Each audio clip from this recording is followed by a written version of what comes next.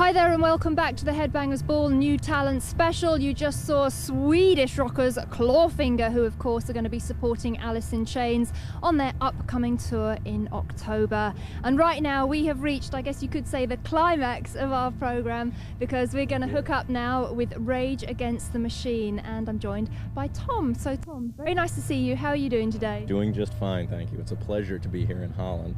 Great.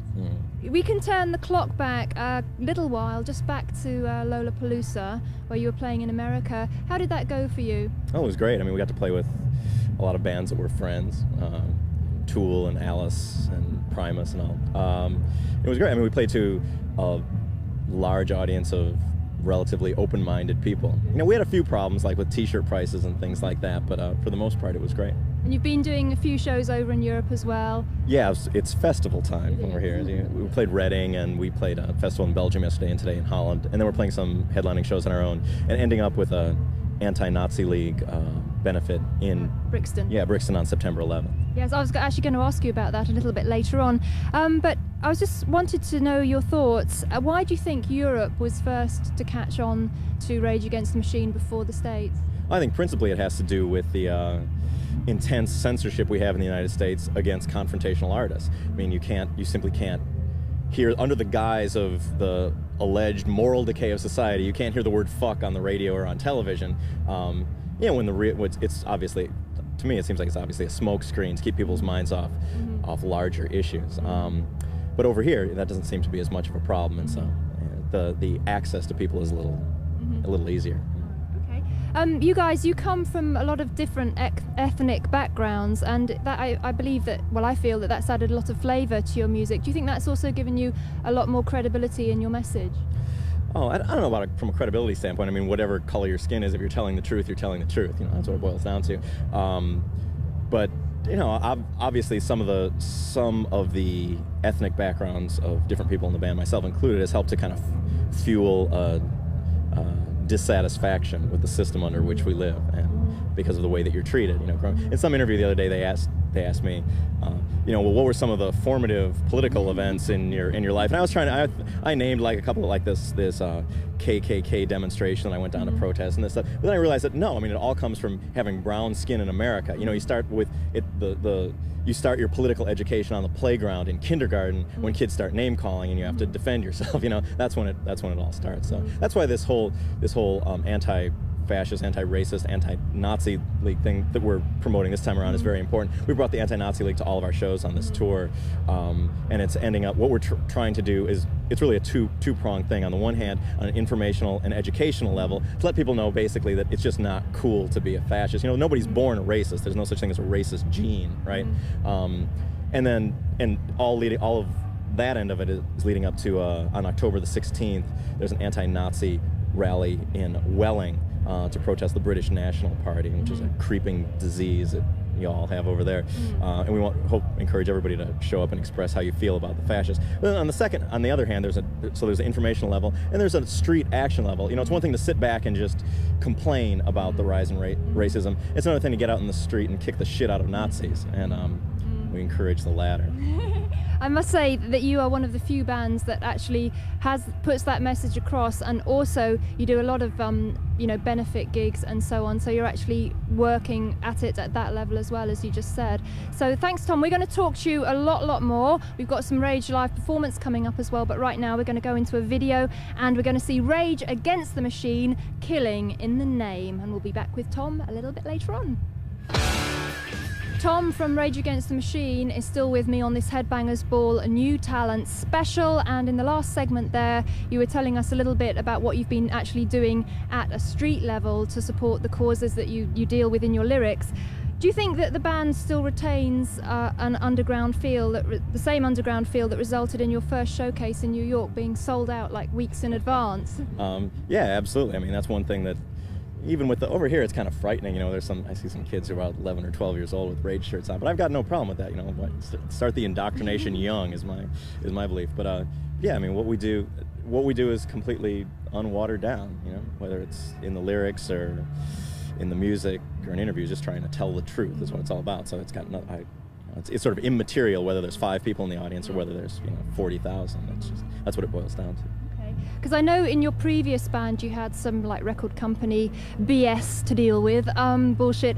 Was that, I know it's very important for Rage to, you know, have total creative control and no compromise, and obviously that must work with the label you're with at the moment. Yeah, I mean, record company BS, no. couldn't imagine such a thing ever happening. Yeah, I mean, that was one of the key, we weren't even interested in doing a record deal with an independent label because we thought that was compromising an amount of control.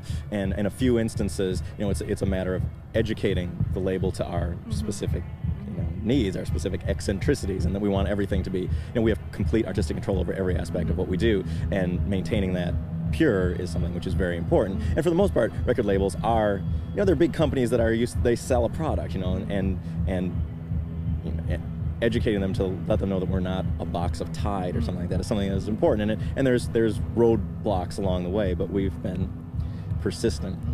But do you think as the band gets bigger and more successful, that's going to become increasingly difficult to do, to retain that total control? I think that it's not to retain that control. I mean, that's gonna remain absolute, but to retain that kind of to remain unwatered down in people's eyes, irregardless of what it is we do, because I know that that's going to remain pure. I think it's important to really push the activist agenda, and that's what we're doing, so that it's not just entertainment and you know, to some people it will become immaterial what we have to say if it's kept within the confines of recorded music and what we do on the stage. That's why it's important to take it to the streets, like we're planning to do this anti-Nazi thing, and we've got some, you know, projects in the States happening as well. So. Moving on to the self-titled debut album, I was interested to see that you decided to produce that yourselves. Now, was that because you felt that you were the only people that had the total vision of what you wanted? Yeah, absolutely. And we wanted to, we just wanted to capture the moment. You know, we wrote those 10 songs and wanted to get them in as raw a format as we possibly could. And so we hired very inexperienced record producers ourselves to do the job.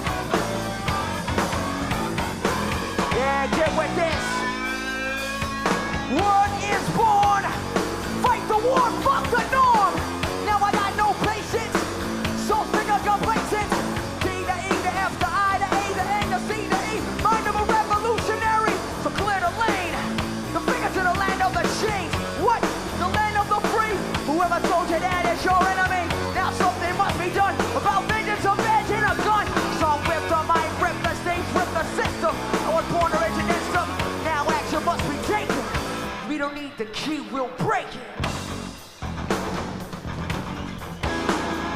I've got no patience now. So sick of complacence now. I've got no patience now. So sick of complacence now. Sick of you. Time has come to play.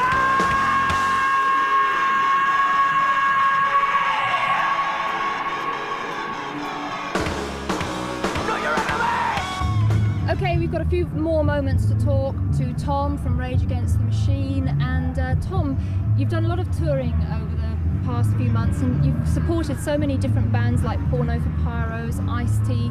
I was asking actually Stone Temple a similar question. Do you think that the fact that you can support so many diverse bands actually shows that your music crosses a lot of boundaries as well? Yeah, I think that a lot of credit has to be given to the audience too, to be accepting of different, you know, we've played with Public Enemy and we've played with, you know, Tool, and they're two very different bands, and it seems to go down, but the pit looks exactly the same at both of those shows. And I think that, you know, it was, you know, much to the credit of bands like Living Colour and Public Enemy and Jane's Addiction, who like kind of began to break down the barriers between different genres of music. And then there are bands that are coming along now, which I see ourselves as one of, that are completely eradicating those barriers and making it, you know, there's no longer like sort of racial stigmas attached to the different types of music or anything like that, and that's great. Very positive thing, indeed. And we've talked about the album, we've talked about live gigs. What about videos? How comfortable do you feel with making a video? Completely uncomfortable.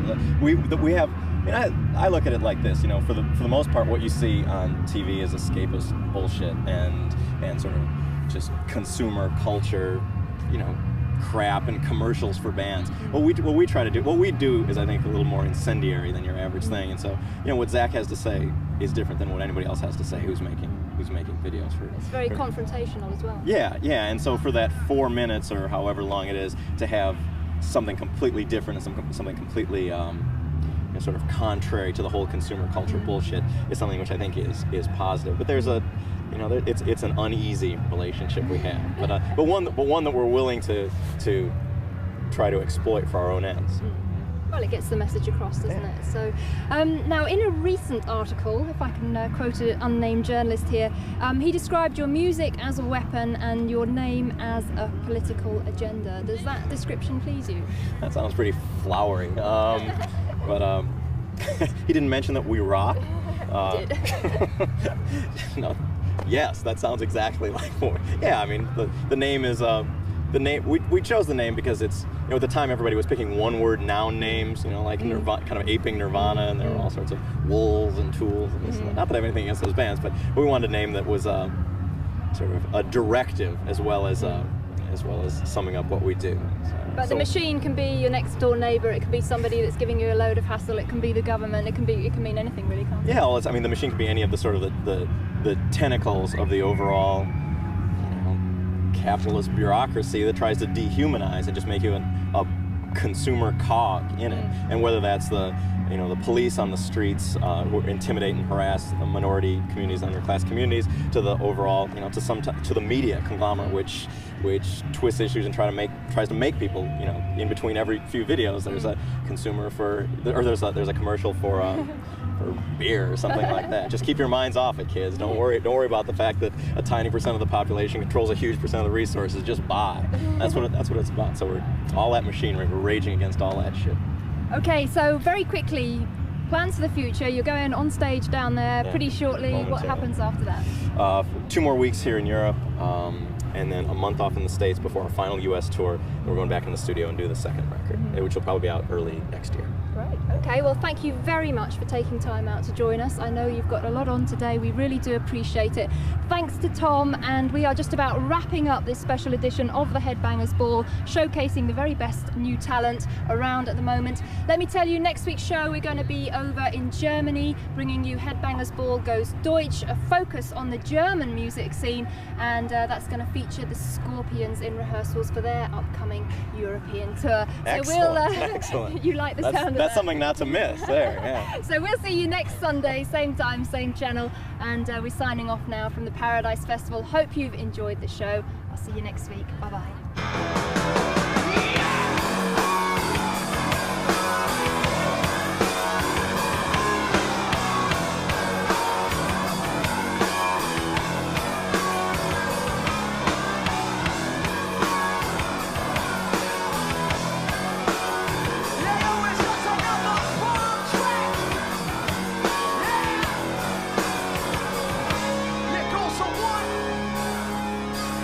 Just another Bombtrack.